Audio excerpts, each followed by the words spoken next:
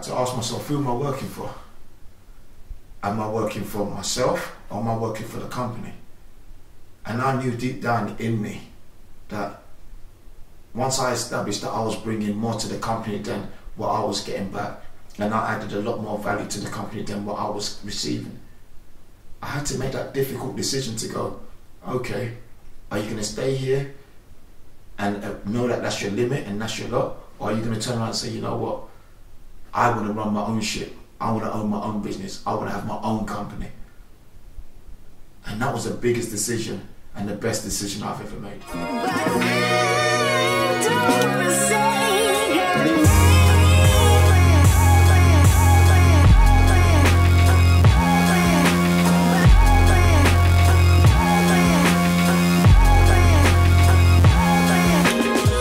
Situation where you have a mortgage and when you have commitments, they can't get out of it. But then, how about this? How about you try and focus and build something for yourself? Because guess what? When you own your own destiny, yeah, let's say that when you own your own destiny, only you can make it up, right? If you go and work for someone, guess what? You're always going to be dancing to their tune. And in the industry that I'm in, I can tell you 2 black people that I know is at the highest level, right? Everybody else is working for another company. So they see working for another company as a validation, A, to get themselves in the building, which I understand, and B, to say, okay, well, I'm now in the game. But the fact of the matter is you're in that building. All your players and all your talent are signed to that business. They're not signed to you. So the company will then give you a basic wage to say, thank you for bringing this talent in. So when it's all said and done, all that graft that you have put in is now owned by the company. But guess what? The caveat to that is that they'll give you a basic salary. They'll give you expenses, say. And that's their justification of saying, come in and work for me. But when your player, for example, does blow up and become a superstar, you ain't going to see the fruits of your labor. You ain't going to see everything that you work for. The company will. But then they're justifying that by saying, you know what, you're still on good commission, we're going to give you a piece of this. And I think at the end of the day, that's where a lot of people, and listen, I think it's circumstances, it's society, is your situation that sometimes makes you make these decisions. I don't think anyone will make that decision willingly, but I think if you want to get in that situation, what they don't tell you is that once you come in there, it's very difficult for you to get out. You are working for that company, so if that player goes on and does what his ability allows him to do, and he becomes an England international or a superstar, and he becomes, one of the main guys in his team, the largest part of that pie is going to go to the company. And that's their justification for paying you a basic salary. Do you understand what I'm saying to you? And listen, there's nothing wrong with that. But I think the end goal has to be, if you've got that ability to spot talent, you need to make that decision to go, you know what, I need to own this. Because if you own it, you are in control of your destiny. Because at the end of the day, you can get sacked from that company, and guess what will happen? Them players will still be signed to that company. I remember my lowest point as an agent was a time where I knew it was coming to an end in terms of being with that company that I was with, the agency that I was with. And it came to a head because I felt that the person on top of the tree didn't value me as a person. Now, at that point, when you've worked with someone and you've had a relationship with someone and you all of a sudden realize that you are now a threat because you're becoming too successful, that is the hardest thing to take. You're now a threat because you're becoming too successful, because you are now going to compete with them at their level of success, just for the sheer fact of what you bring to the table and what you've brought to the table. Over the last 3 years or so, I poured my heart and soul into developing and growing a business for myself and for the company, then realizing that the person on top of the tree didn't value you. Why? Because, like I said, you become too powerful, or you become too strong, or you become too opinionated, and your vision was strong, you know? So therefore, that glass ceiling that's there, you're on your way to breaking it. So there's only one thing they got to do, which is to try and bring you back down to earth, or cause some sort of issue, or move the rug from under your feet. And at that point, I realized that if I don't make a decision in terms of moving forward with my life and my career, because that's the hardest thing, right? That's the hardest thing. You leaving comfort.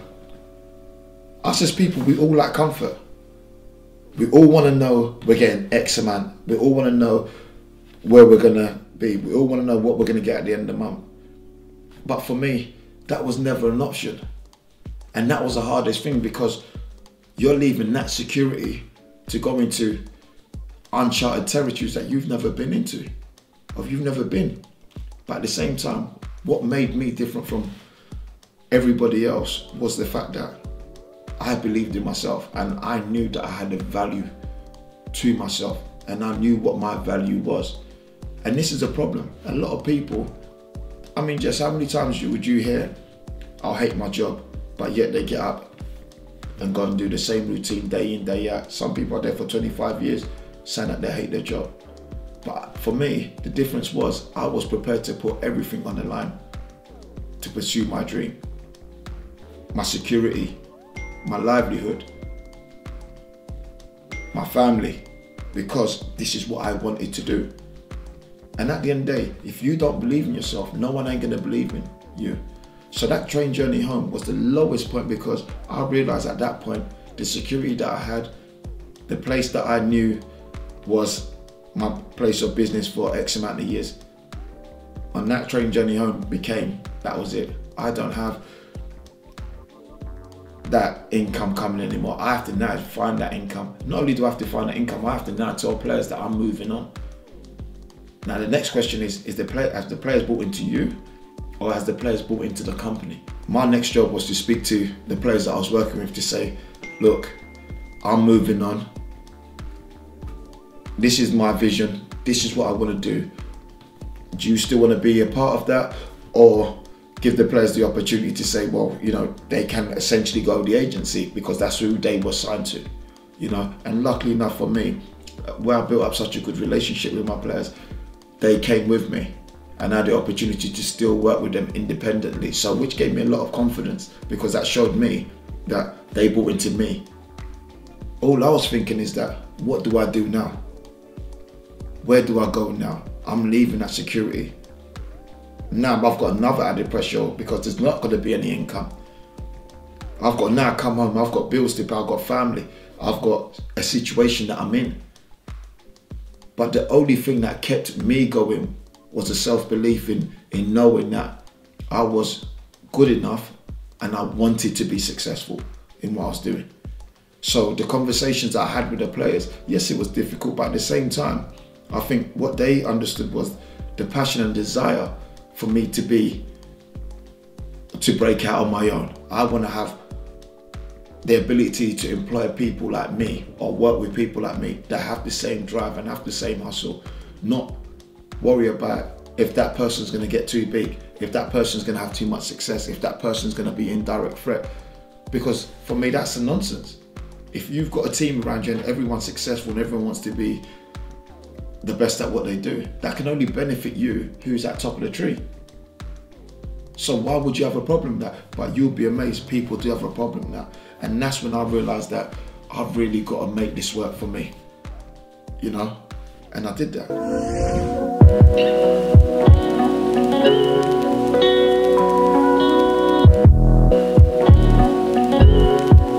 Strong as a flip, knocks. The ball stuck to his left foot. No matter how you try and bounce him, it's on it. Black ones on the other day, but they weren't working. You sponsored now? You sponsored? They weren't working. Hope these are working. Yes, sir. What we got here? What we got here? Yeah? Best team in London. Oh, Nick, don't start with that.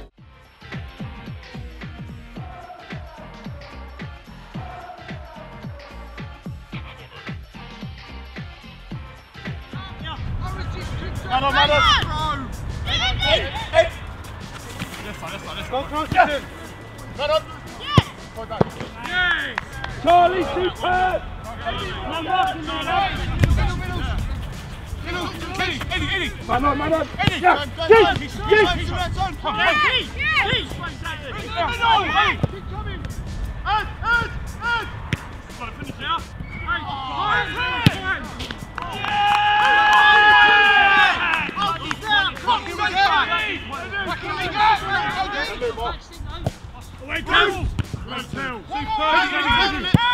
Pressure. Well done. Find it.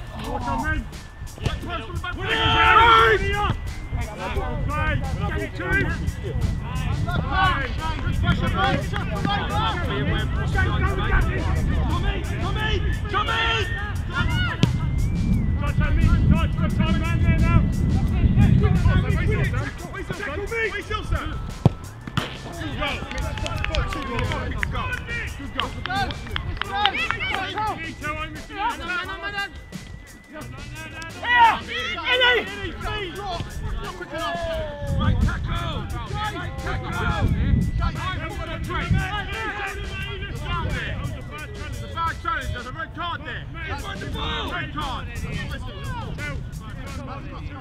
Come on, Eddie. I've got 2 here. I've got 3 here.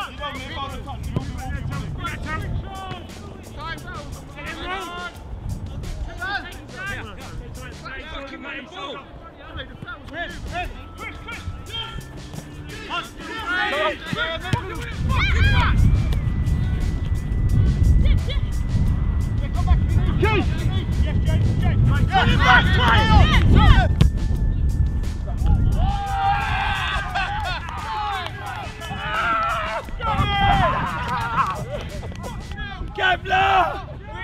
Fucking all day long! Get in there!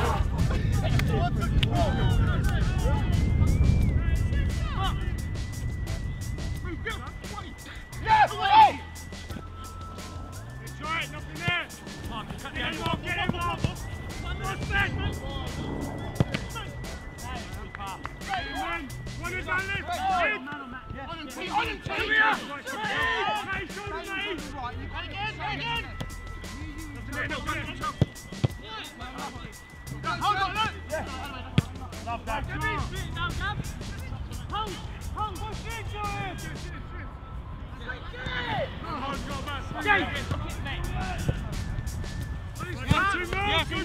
Yes, man. Ali! I goes there, mate. Oh, mate! See you later. Yes! Yes! Thank you very much. Come on, so obvious there. Let's play. Come on. There it is. There. Let's play. Make him move in. Get him off! What's the got there, Mark? I goes there. Make sure you get for that player. Yeah! Come on, Eddie. Come on, Eddie. Have it! Mate!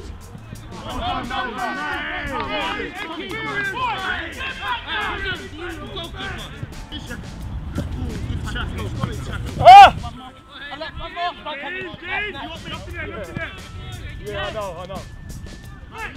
That's why. Get in there!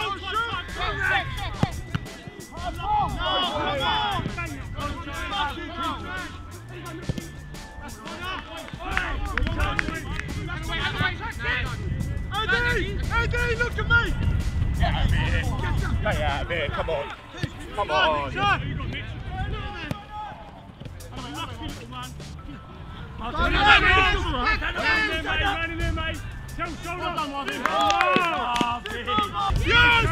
Yes!